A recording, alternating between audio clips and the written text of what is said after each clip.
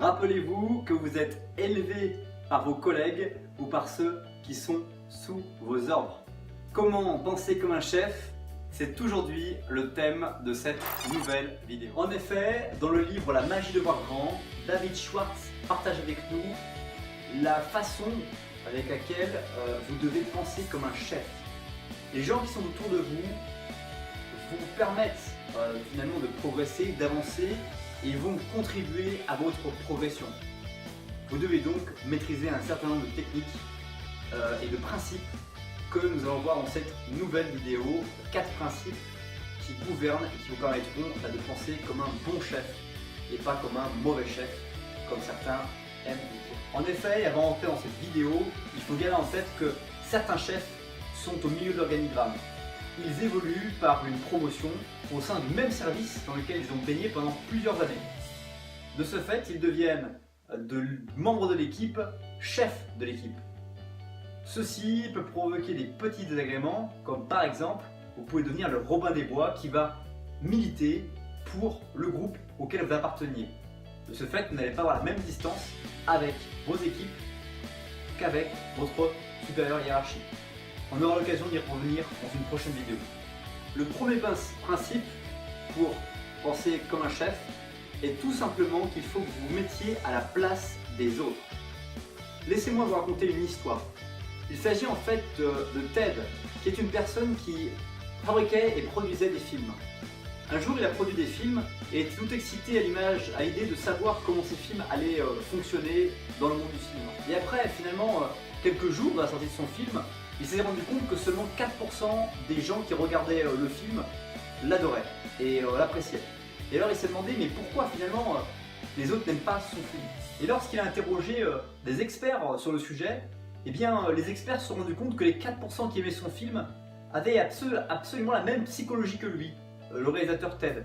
Et finalement ils se sont rendus compte que Ted avait produit son film selon sa vision du monde et non pas comment la vision des gens qui allaient le plus souvent au cinéma. Et de ce fait, il a complètement fait un travail qui l'a desservi.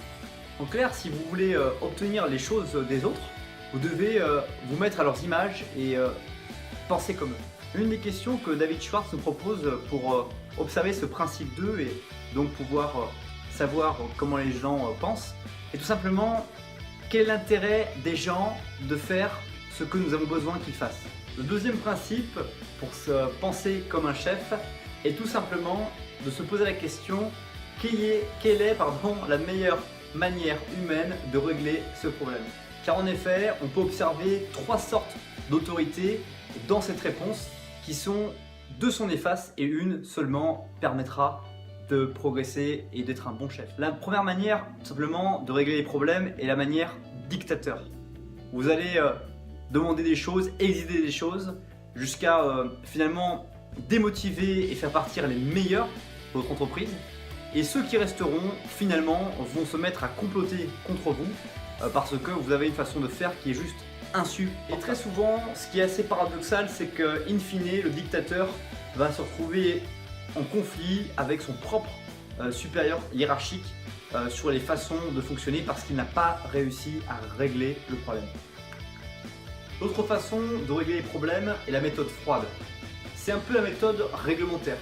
Dans cette méthode, finalement, les personnes vont vouloir appliquer des lois qui sont tout simplement utiles dans des cas habituels. Sauf que quand on trouve sur un problème, c'est généralement pas un cas habituel et que du coup, réglementairement parlant, on ne peut pas s'approcher du problème. Il faut réfléchir d'une manière entièrement différente.